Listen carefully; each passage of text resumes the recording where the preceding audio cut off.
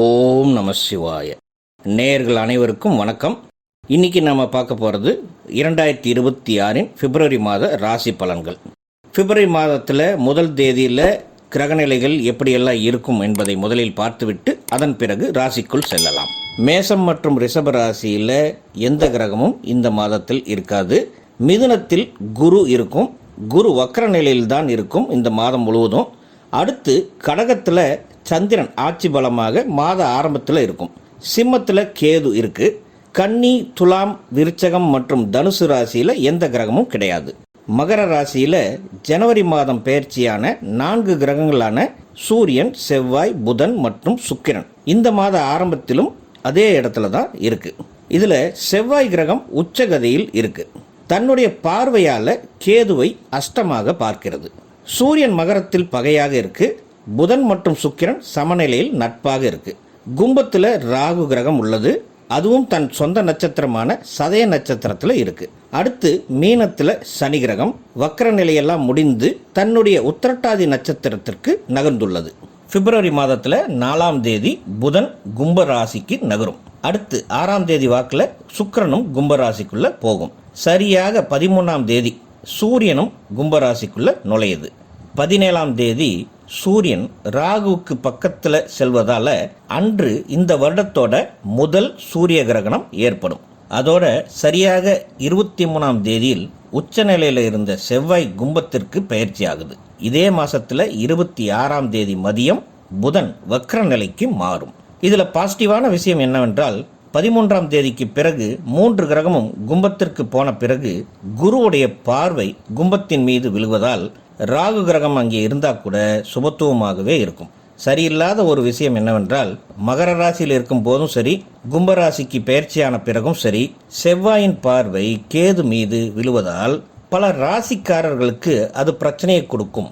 சித்திரை நட்சத்திரம் 3 மற்றும் 4ஆம் பாதங்களும், சுவாதி 4 பாதங்களும், விசாகம் முதல் 3 பாதங்களிலும் பிறந்த துலாம் ராசி அன்பர்களே, பிப்ரவரி மாதத்தை பொறுத்தவரை குரு பகவான் பாக்கியஸ்தானமான 9ஆம் வீட்டிலும், சனி பகவான் ருணரோக சத்ருஸ்தானமான 6ஆம் வீட்டிலும் சஞ்சரிப்பது உங்களுக்கு பெரிய பலமாக அமையும். இது உங்களுக்கு அதிர்ஷ்டம் தரும் காலமாக அமையும். சூரியன், செவ்வாய், புதன் மற்றும் சுக்கிரன் என்ற 4 கிரகம் மாத முற்பகுதியில் 4ஆம் வீட்டிலையும் செகண்ட் ஹாஃபில் 5ஆம் வீட்டிலையும் இருக்கும். அப்போது உங்கள் தன்னம்பிக்கை அதிகரிக்கும். எடுத்த காரியத்தை எளிதில் முடிப்பீர்கள். ராசிநாதன் சுக்கிரன் நட்பு வீட்டில் இருப்பதால் வேலையில் இருப்பவர்களுக்கு நீண்ட நாட்களாக எதிர்பார்த்த பதவி உயர்வு அல்லது சம்பள உயர்வு கிடைக்க வாய்ப்புள்ளது. புதிய வேலை தேடிக்கொண்டிருப்பவர்களுக்கு நல்லதாகவே நீங்கள் எதிர்பார்த்த மாதிரியான கம்பெனியிலிருந்து இன்டர்வியூஸ் வந்து சக்சஸ் ஆக வாய்ப்பு இருக்கு. தொழில் புரிபவர்களுக்கு செய்யும் தொழிலில் ஒரு முன்னேற்றம் இருக்கும். ரியல் எஸ்டேட் மற்றும் கட்டுமான துறையில் தொழில் புரிபவர்களுக்கு லாபகரமான மாதம் இது.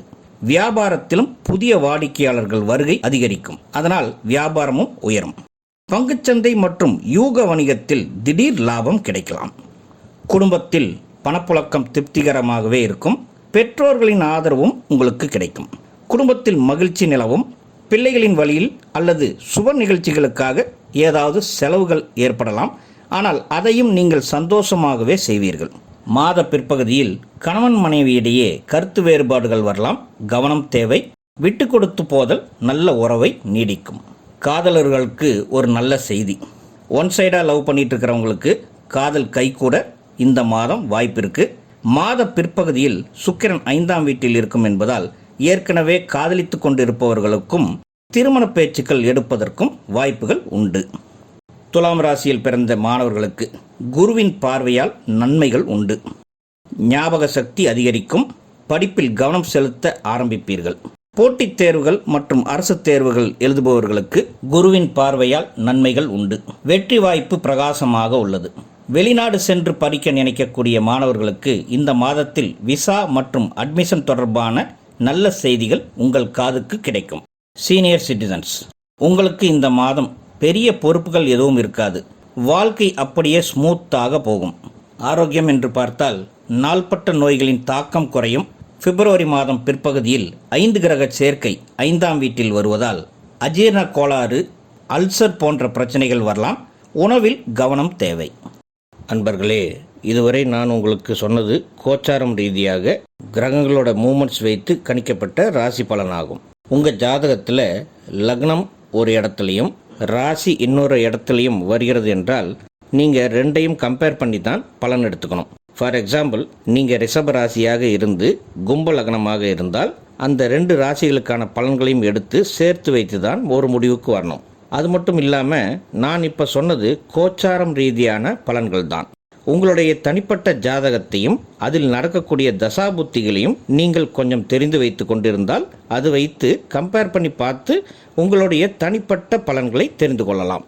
நேயர்களே, அலர்மகள் அஸ்ட்ரோ சேனலை முதல் முறையாக பார்ப்பவர்களாக இருந்தால் சப்ஸ்கிரைப் பண்ணிக்கோங்க, லைக் பண்ணுங்கள், உங்களுடைய ஃப்ரெண்ட்ஸுக்கு ஷேர் பண்ணுங்கள், உங்களுடைய மேலான கருத்துக்களை கமெண்ட்ஸில் பதிவிடுங்க. உங்கள் தனிப்பட்ட ஜாதகத்தை பார்க்க வேண்டுமெனில் கீழே தெரியும் எங்களுடைய நம்பருக்கு வாட்ஸ்அப் மூலமாக மெசேஜ் பண்ணுங்கள். நன்றி. வாழ்க வளமுடன். ஓம் நம சிவாய.